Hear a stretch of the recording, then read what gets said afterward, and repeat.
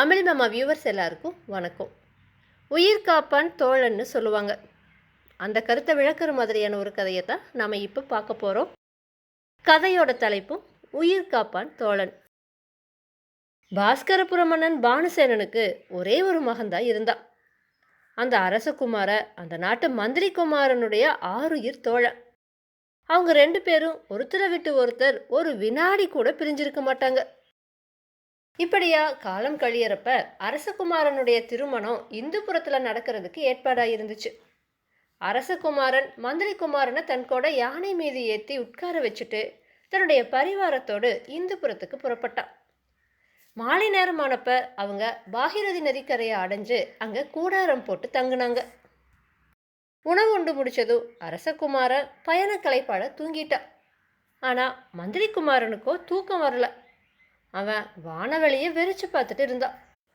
அப்போ ரெண்டு தேவக்கன்னிகைகள் பேசிகிட்டு இருந்தது அவனோட காதில் விழுந்துச்சு. ஒரு தேவக்கன்னிகை என்ன சொல்லிச்சுன்னா, இதோ இங்கே தூங்குறானே, இவன் முன்பிறப்பில் பாவங்கள் புரிஞ்சவ, என்னை ஏமாற்றி என்னோட சுகத்தை பாழாக்கியவ, அதனால் இவன் மேலே எனக்கு வெறுப்பு, இவன் வாழவே கூடாது. இப்போ என்னோட முத்து மாலையை கலட்டி நான் இங்கே போட போகிறேன். நாளைக்கு காலையில் எந்திரிச்சு அவன் இதை அவனோட கையில் எடுத்ததும் இவனோட உசுறு போயிடும். அப்படியும் போகலைனா அதோ அங்கே ஒரு மாமரம் தெரியுதே, அதில் தொங்குற மாம்பழத்தை பறித்து அவன் சாப்பிட விரும்புவான்.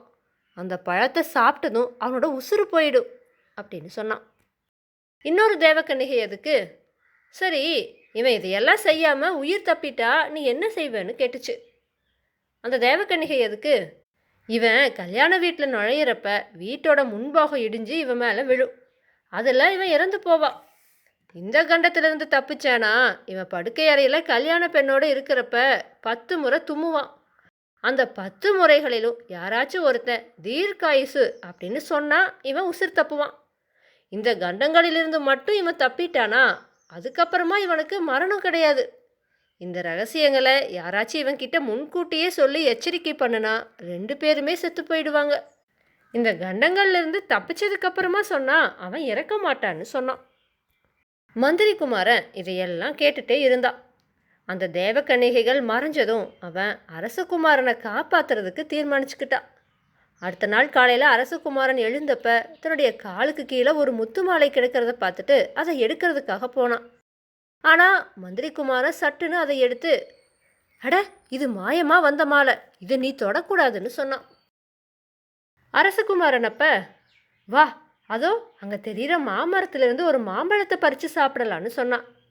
மந்திரி குமாரனும், வேண்டா, அதெல்லாம் சாப்பிடத்தக்கவை அல்ல, ஏன்னா அதில் ஒன்றை கூட எந்த ஒரு பறவையோ அணிலோ கடிக்கல பாரு அப்படின்னு சொன்னான். அரசகுமாரனும் மந்திரி குமாரன் சொன்னபடியே அதை பறிக்க போகலை. இந்துபுரத்தை அடைஞ்சதும் அரசகுமாரன் கல்யாண வீட்டுக்குள்ளே நுழையிறதுக்காக அடி எடுத்து வச்சான். அப்போ மந்திரி குமாரன் சட்டுன்னு அவனை பின்னுக்கு இழுத்தான். அப்போ வீட்டோட முன்பகுதி இடிஞ்சு விழுந்துச்சு. கல்யாணமானதும் அரசகுமாரன் மணப்பெண்ணோடு படுக்கை அறைக்கு வந்தான். அதுக்கு முன்னாடியே மந்திரி குமாரன் அங்கே ஒளிஞ்சிருந்தான். அரசகுமாரன் அறைக்குள்ளே வந்து தும்ம ஆரம்பித்தான்.